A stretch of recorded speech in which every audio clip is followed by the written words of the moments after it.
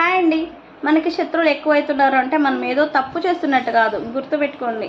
మనం ఏదున్నా వాళ్ళ ముందే వాళ్ళ ముఖం పైనే చెప్తున్నాం కాబట్టి, నిజాలు మాట్లాడుతున్నాం కాబట్టి మనకి శత్రువులు ఎక్కువైతున్నారు.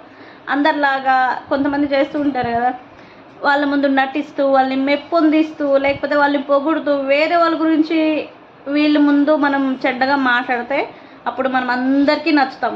ఎప్పుడైతే లేదు అది తప్పు ఇట్లా అట్లా అని చెప్పేసి నిజాలు ఎప్పుడైనా ముఖం పైన మాట్లాడే వాళ్ళు ఎవరికి ఇష్టం ఉండదు, గుర్తుపెట్టుకోండి. అలా మాట్లాడడమే కరెక్ట్ అంట నేను. ఎందుకంటే ఒక్కరి గురించి ఇంకొకరి ముందర తప్పుగా మాట్లాడే బదులు వాళ్ళ ముందే మనము నువ్వు చేసేది అది తప్పు, అలా చేయకూడదు అని చెప్పి వాళ్ళు ఇష్టపడ్డా మనకి ఏం నష్టం ఉండదు. మన క్యారెక్టర్ అనేది ఇంపార్టెంట్. ఒకరి ముందు ఒకరిలాగా ఇంకొకరి ముందు ఇంకొకరిలాగా మనం మాట్లాడకూడదు ఎప్పుడు. అప్పుడు నీ క్యారెక్టర్కి మన ఎదుట ఉన్న వాళ్ళ క్యారెక్టర్కి తేడా చాలా ఉంటుంది కదా, గుర్తుపెట్టుకోండి. ఏదున్నా ముఖం పైన మాట్లాడే వాళ్ళు కానీ లేదా వాళ్ళ ముందే మాట్లాడే వాళ్ళం కానీ అది కరెక్ట్గా తప్పు మాట్లాడితే చెప్పాలనిపించినప్పుడు చెప్తే అది చాలా బాగుంటుంది.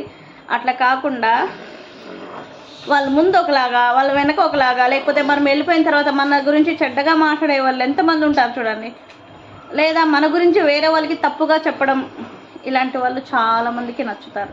మనం అలా కాదు, గుర్తుపెట్టుకోండి. ఎంతమంది ఇలా నిజాయితీగా నిజంగా వాళ్ళ ముందరే మాట్లాడే వాళ్ళు ఉన్నారో వీడియోని లైక్ చేయండి, దాన్ని బట్టే తెలుస్తుంది ఎంతమంది నిజాయితీగా మాట్లాడారు.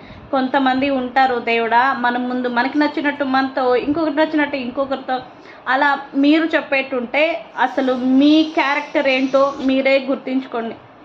నీ గురించి ఇంకా వాళ్ళు ఇంకెలా మాట్లాడుకుంటారో అది కూడా గమనించండి. అందుకనే మనం మంచిగా ఉన్నా మన గురించి రకరకాలుగా మాట్లాడుకుంటారు, మనం చెడ్డగా ఉన్నా మన గురించి రకరకాలుగా మాట్లాడుకుంటారు. అట్లాంటప్పుడు వాళ్ళకి నచ్చినట్టు మనం బ్రతకాలంటే అది మన లైఫ్ కాదు, వాళ్ళ లైఫా. వాళ్ళ ఇష్టం వచ్చినట్టు వాళ్ళు బ్రతకని. మన లైఫ్ ఎలా ఉంటుంది, మన క్యారెక్టర్ ఏంటి, మనం ఏంటి అది మనకు తెలుసు. అందుకే నీకు నచ్చినట్టు నీకు నచ్చింది నువ్వు, వాళ్ళు కోప్పడతారా నిష్ఠూరం అవుతుందా ఏమని కూడా ఆలోచించకండి. వాళ్ళ ముందు ఏం చెప్పాలనిపిస్తుందో అది వాళ్ళ ముందే చెప్పేయండి. అప్పుడే నీ క్యారెక్టర్ ఏంటో నీకే తెలుస్తుంది, వాళ్ళకి తెలుస్తుంది. అట్లా ఈరోజు తెలియకపోవచ్చు నువ్వు ఏదైనా నిజం మాట్లాడుతూ ఉంటే, రేపు అది తప్పో లేదో నిజమో ఏదో ఒకటి వాళ్ళకి తెలుస్తుంది కదా, అప్పుడు తెలుస్తుంది నీ క్యారెక్టర్ ఏంటి అని చెప్పేసి. అప్పుడు నమ్ముతారు నిన్నే. ఈరోజు నమ్మకపోవచ్చు, నువ్వంటే అసహించుకోవచ్చు, లేకపోతే కోప్పడచ్చు, చిరాకు పడవచ్చు, నువ్వంటే నచ్చకపోవచ్చు. రేపు నిజమో లేదా అబద్ధమో అని అది విషయం తెలిసినప్పుడు వాళ్ళే నీ దగ్గరకు వచ్చి నీతో మంచిగా మాట్లాడేది నేర్చుకుంటారు. ఎందుకంటే తగిలితే కానీ తెలియదు అంటారు కదా పెద్దవాళ్ళు.